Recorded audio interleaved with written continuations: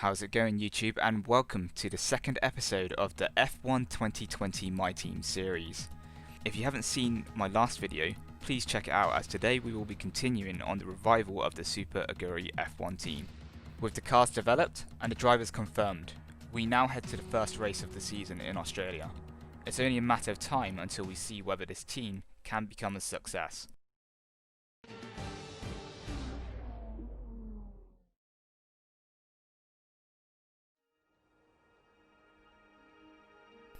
And here we are at Albert Park, a 3.3 mile long circuit with 16 corners. It has been the traditional curtain raiser for the F1 season since 1996. But anyways, let's get started with FP1 and start our first session as Super Aguri. So we rejoin as we are about to start our first ever lap in a Super Aguri F1 car, crossing the start finish line. We are about to start the track acclimatization program. Approaching the DRS zone, watch your MFD for the activation point. So as I was saying, the key thing here is to learn more about the track itself, making sure that we're turning at the right time, hitting the apex, and also learn more about the car itself, given that it's the first time we've driven it. Approaching turn 4, and so far it doesn't look too bad. I've got a few greens, but most of the track acclimatization is purple. I almost lose the rear end in turn 5 as I try to go flat out, but first sector doesn't seem to be going too bad. 6 and 7 I go through okay, and then a slight hesitation in 5th gear as I go through turn 8 as I approach turn 9 and 10. Braking in seems okay, and then I just lose the rear end completely and then into the wall.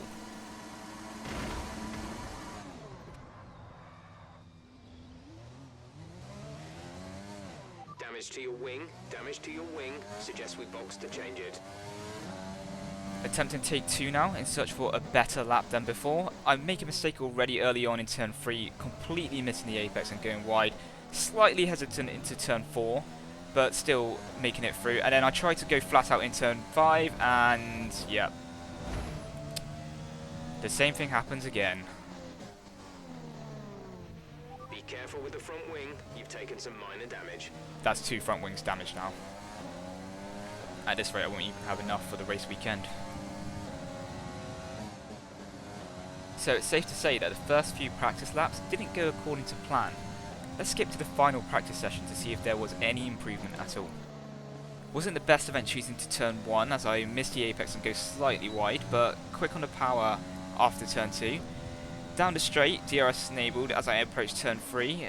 Slightly missed the apex again, tried to get onto the power and I spin straight away. Way too early on the power, and yeah, that's what happens. I'm now starting to wonder what else could go wrong, and whether this car is actually just terrible or whether I'm just an awful driver. I mean, it could be both.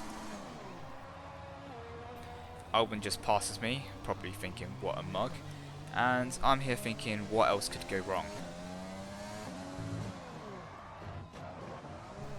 Yeah, never mind. Believe it or not, I did manage to complete a lap during that session.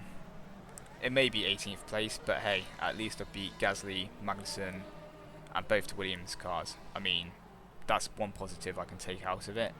The flip side, however, my teammate Matsushita finished 5 places above me in 13th. Yeah, and he had a lap time that was 0.8 seconds quicker as well. This really doesn't bode well for qualifying, and the worst thing that could possibly happen now is that I have to face the media. So guess what the game does? Fantastic.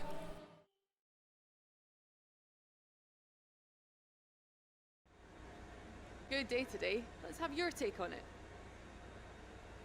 You really went all out in practice today. Are you testing new components?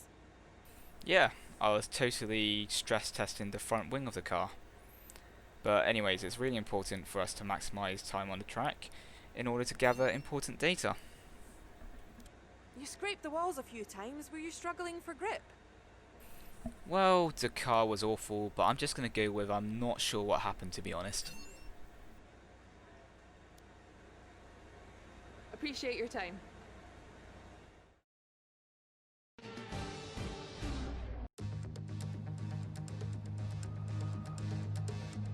And following those eventful practice sessions, we now turn our attention to qualifying.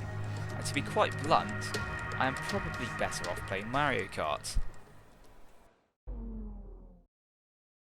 So after a less than impressive start in practice, the smart thing to do now would be to go out straight away. But, you know, that didn't really comprehend with my logic, and I decided to stay in and wait until everyone else sets a banker lap.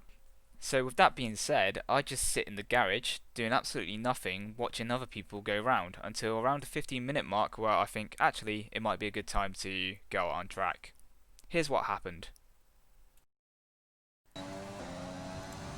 A 1:27.3 was my fastest lap time in the final practice session. This probably won't be enough to get out of Q1, so I need to be ultra committed here. Going into the first corner, attack the apex, don't quite get onto the power as soon as I wanted to after turn 2.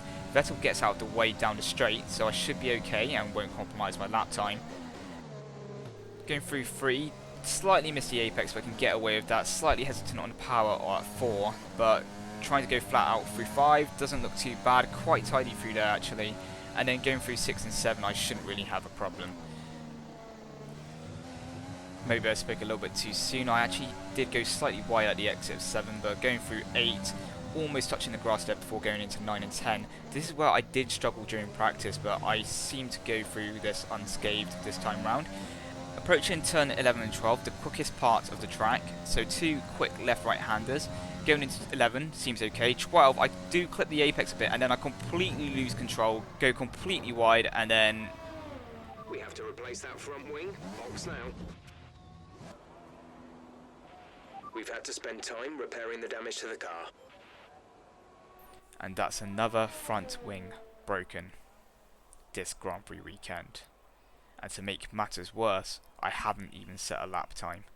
This basically adds all the pressure towards my final run as I wait for them to repair the car.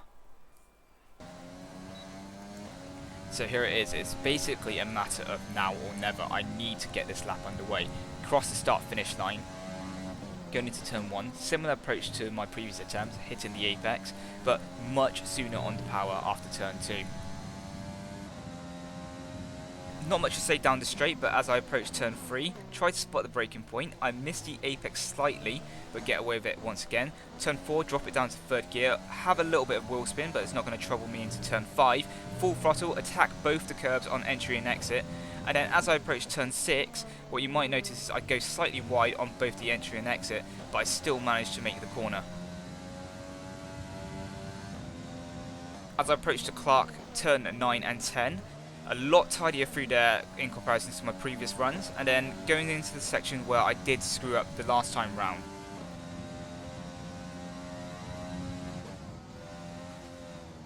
As you can see, a much more hesitant approach to turn 12, making sure that I do exit the corner without making the same mistake again. Turning into 13, which is a Ascari, making sure that I do make a good exit, and then this is where my lap kind of goes out of place. Missing the apex to Stewart, and then forgetting to turn in and slowing the car down for 15. Approaching the final corner, I'm slightly hesitant on getting onto the power, but at least I make it around the final bend. And after a disastrous first attempt, I crossed the finish line with a 1:24.7, which provisionally puts me in 14th place, a huge improvement to the previous practice sessions.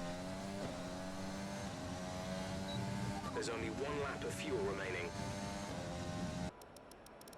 Fast forwarding slightly, and due to the fuel miscalculations and the earlier mistake made in qualifying, we ran out of time and were unable to go out on another run to improve. The gap to 17th place was 0.3 seconds, so all we could really do is watch and wait and see if we can actually progress to the next stage of qualifying. As we look through the results of qualifying 1 and scrolling down the order, we unfortunately miss out of a place in Q2 by just over 0.1 seconds. Was it a poor decision not to go out straight away?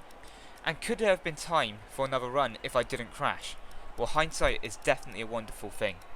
17th isn't bad though for a new team, and besides I did beat my teammate and both the Haas drivers and the Williams drivers.